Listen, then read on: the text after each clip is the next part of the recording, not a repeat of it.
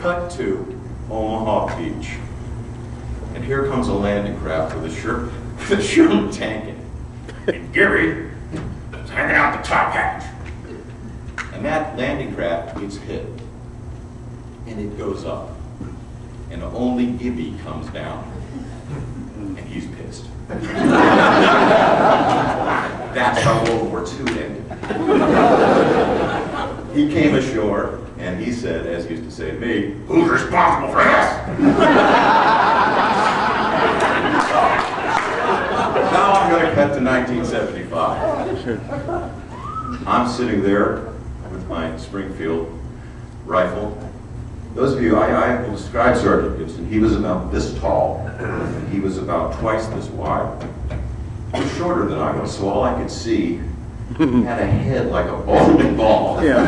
He had that overseas hat, and he had these eyebrows. Waxed. They were not synchronized neurologically. And he used to wax the ends of them. And if you stared at him, when his eyes moved, they went, and he'd look at you, "What are you looking at?" So, he had hands like canned hams. And his fingers were more like bananas.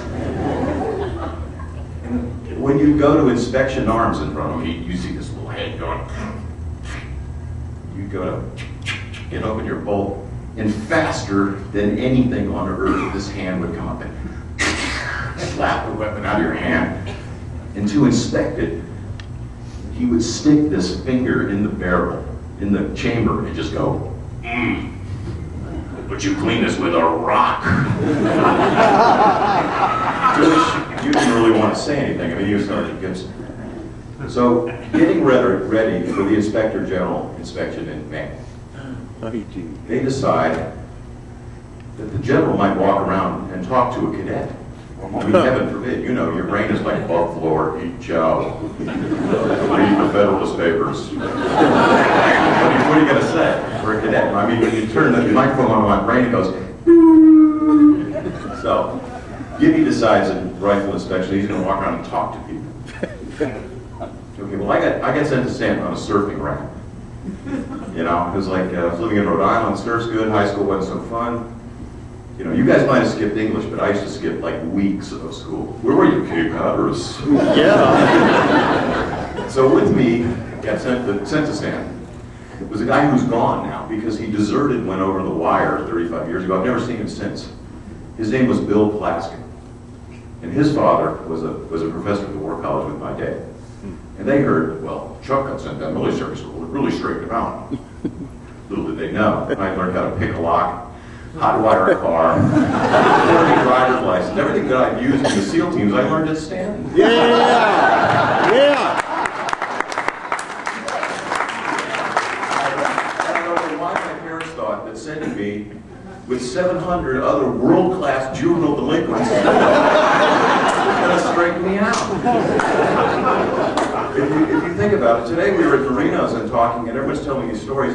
Every one of them involved almost getting kicked out by a microsecond. You know, people going, "Boy, this is the best Budweiser ever. Good night for me." So I'll get the Gibby story.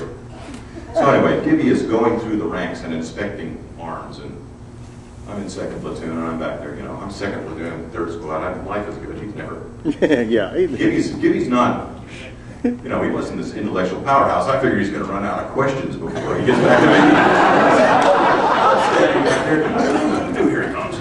And all of a sudden he goes to first platoon. He goes all the way back to third squad. Comes all the way right to me. I said, "Eyebrows." Wham! He goes, "My name is Pfarrer. That's pronounced Pfarrer." I'm standing next to Bill Plaskin, the other server. My way, he goes, "Pfarrer, what are you going to do when you get out of here?" I said, "I want to be a tree surgeon, Sergeant Gibson." Plaskin goes, and flashes out like this, grabs him by the necktie and says, "Plaskin, my brother-in-law's a a tree surgeon.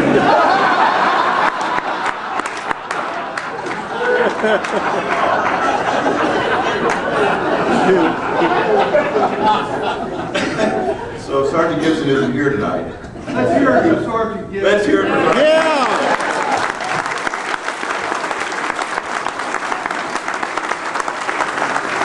And I will also point out Sergeant Gibson had 2 silver stars. Yes. These guys were heroes. They were heroes. If you ever got a war story out of him, it was how I lost my boots. You know, he didn't tell you that he got his new boots by taking them off Herman Garrick's feet. These guys they were amazing. If you go through Staunton, you have got to learn. You come away from that with such confidence and such ability to deal with things. You don't really know when you graduate. We all saw one of those hats go up. Everyone's like, God damn, do I remember that? Jesus. Yeah.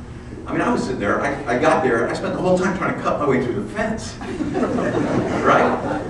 Get downtown. So, those of you who were there in the decline of the academy during the 70s, Mr. Leffler had taken it over. And he was kind of a bald guy. Kind of looked like Sergeant Gibson's, genetic equivalent. And the academy was running out of money, so they were turning the heat down. Wow. And those of us who lived in South Barracks, Well, there is no heat. one of the only places where taking a shower in the winter could cost you your life.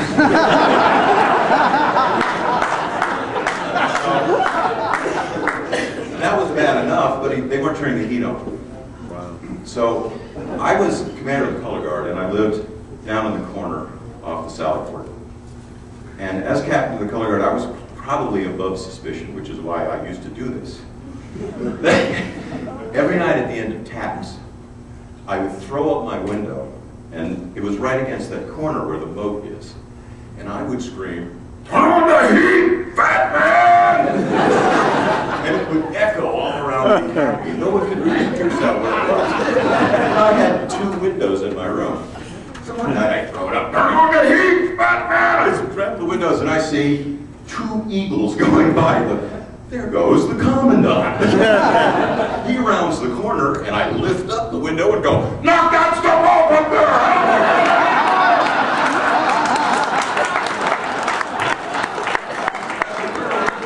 Did you see him, Mark? No, sir, I didn't. I'm getting pretty sick of this disrespect.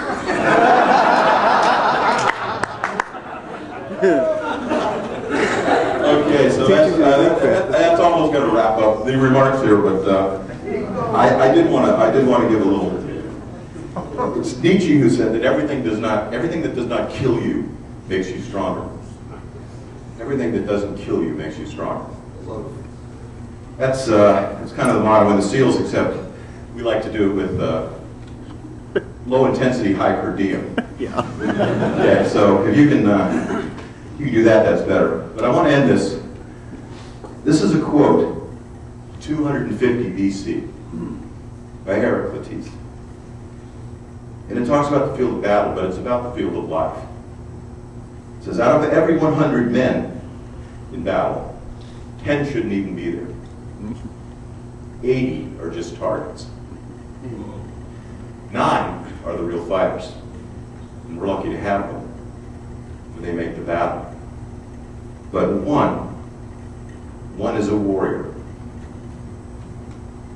And he'll bring Yoda's home. Guys, you're my home.